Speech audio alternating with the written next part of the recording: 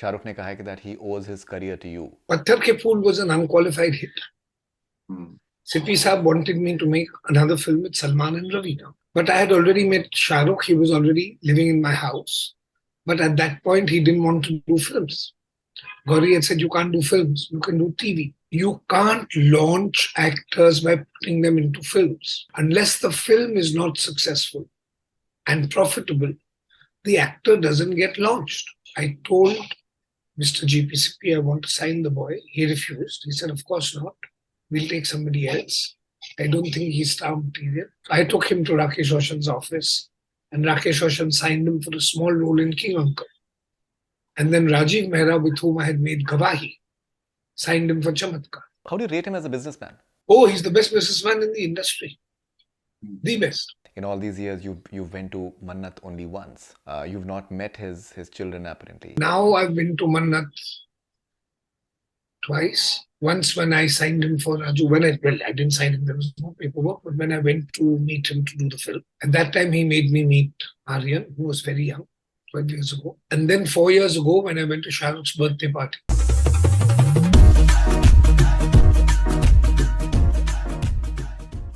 मैं एक इंटरव्यू देख रहा था आपका और एक शाहरुख के साथ में, और शाहरुख ने कहा है कि दैट ही ओज हिज करियर टू यू. बहुत ही दिलचस्प सी कहानी भी है कि किस तरीके से जीपी सिप्पी साहब को आपने जब पहले शाहरुख का के बारे में आपने बताया, फिर उन्होंने कहा कि विवेक मुशरान को लेकर आओ. विवेक मुशरान का आपने बताया कि 10 लाख रुपए मांग रहे हैं. फिर वो आमिर खान को चाहते थे. आमिर खान मना भी नहीं कर सकते थे because the uncle has worked with GP साहब.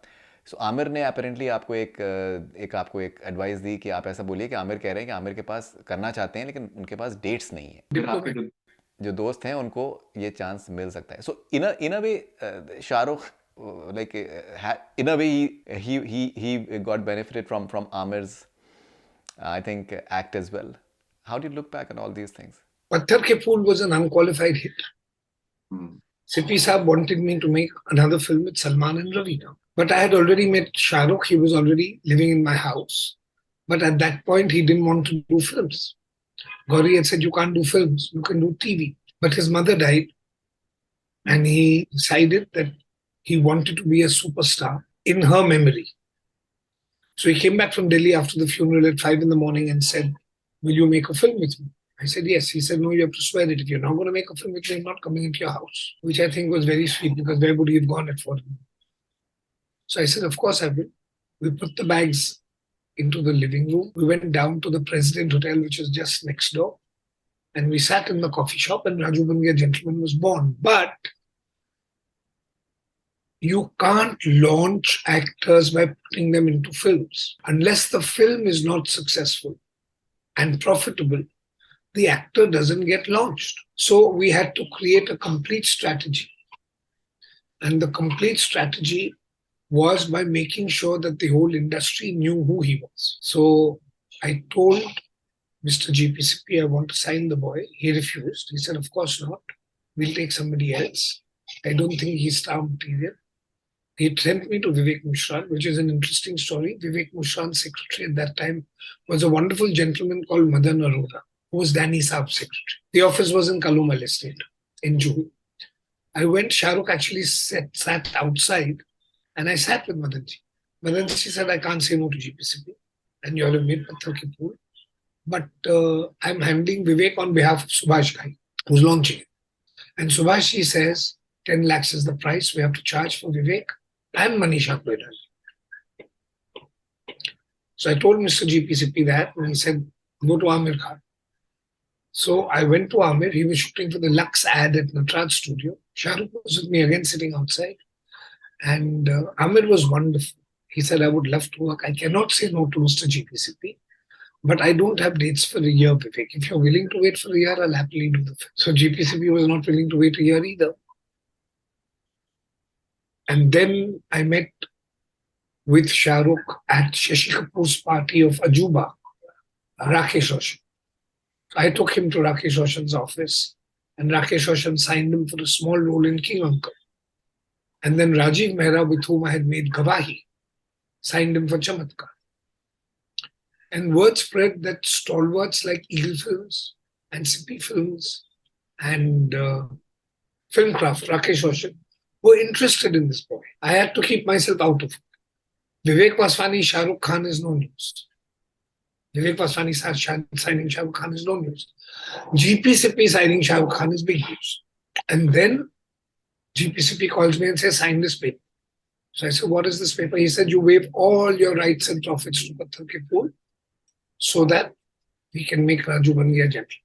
So at that age, all the money that I could have made went down the drain. I signed it. I didn't tell Shah Rukh, otherwise there would have been a problem. And we went ahead. Other actors, Avinash Madhavan, Aditya Pancholi, Chunky Pandey, they were friends. All of them, we used to sit at either the swimming pool part of the Taj, not the Taj, opposite the Taj, the Sea Rock Hotel, where there was a dubbing studio of Pranal Mehta Saab. Or we used to sit at the coffee shop of the Holiday Inn, which is now the No Hotel. And they used to tell him, these are stupid roles for an actor. And he'd ask me. And I said, the strategy is very clear. Every film that you have signed is already sold. You have a solo hero film with Raju. If these films fail, you don't get the blame. If these films are hits, we'll get a better price for Raju. You don't sign actors because they're talented or because you have faith in them or because if you put them in the film, they will get careers. There has to be a clear-cut strategy. There was a clear strategy. The first Mannat was Dil Ashna Hai, Hema Malini's film. The first shooting was King Uncle because Rakesh Roshan Saab was shooting for Khel in Kenya, which I was acting in. So he said, I might as well do a song with Shah Rukh and Nagma. So the first shooting was King Uncle. The first Mannat was Dil Ashna Hai. The first film signed was Raju Ban Gaya Gentleman. The first release was Deewana. Right. He was not launched with a film. He was launched with a strategy of business. And if you notice from that day to now, every decision of his has been a business decision. Not taking money from the stalwarts is also a business decision. He makes more money in the long run when the films, because of their low budgets, do bumper profit. Then he takes a share of the profit. How do you rate him as a businessman? Oh, he's the best businessman in the industry. The best. He's built businesses. He's built a real estate empire. He's built a special effects empire. Red Chilies. He's built a production house. He's running a cricket team. I have no clue what other things he does. But if you look at the balance sheet, it's profitable. And good businessmen make profits. He did a cameo in Dula Mil Gaya for you as well. It was a major role, but I didn't say cameo or special appearance. I went on with the script and I said, this is the script. This is the role. It's a Sushmita Sen film and she's playing this millionaire Trinidadian model. So someone who's in love with her, who's willing to give her the earth and the moon, has to be someone who looks, plays, acts, and is richer than her. There are very few people with whom I can cast as a billionaire. So I went to him. He didn't read the script. He said, you've come for the first time after how many years? I'm not reading the script. I'll do it. I said, that's a bad business decision. Read the script. Tell me how much you will charge. Take the money. He didn't want money from me. So there was nothing in writing. He just came, he shot, he went. But the film, a lot of people don't know. It failed. My father died in the middle of the film. My partners cheated me. Then when we were shooting finally with Shah Rukh, we had 2611. Sets had to be dismantled. When we re-put up the sets again, Shah Rukh had a major accident. Then when he got well and he gave me dates again, Fardeen's father died. Then when we completed the film, I found that my partner, presenter, had sold the film to 3 different companies and run away with the money. Now, I couldn't put all that. The simplest thing was to make sure that I didn't release the film. Because all debts are settled on release. If there was no release, there'd be no film. But it didn't matter. The Shah Rukh Khan film gets released. So I talked to all those creditors. They knew it was not my fault, but they had faith. I said, I'll pay you after the release. Took me 7 years. I paid everyone off. I worked, I paid them, I sold some property, but today I'm debt-free. And if you look at the film very carefully, it's a classic. It's damn good. I was just reading one of your interviews. You mentioned that in all these years you went to Mannat only once. You've not met his children apparently. Shah Rukh's children apparently. Now I've been to Mannat twice. once when I signed him for Raju, I didn't sign him, there was no paperwork, but when I went to meet him to do the film, at that time he made me meet Aryan, who was very young, 12 years ago. So Aryan must have been 12 or 13 or 11. He was eating noodles, so I don't think he really cared at that point who I was. And then 4 years ago, when I went to Shah Rukh's birthday party, that's when I met Suhana. She was nice. Twice.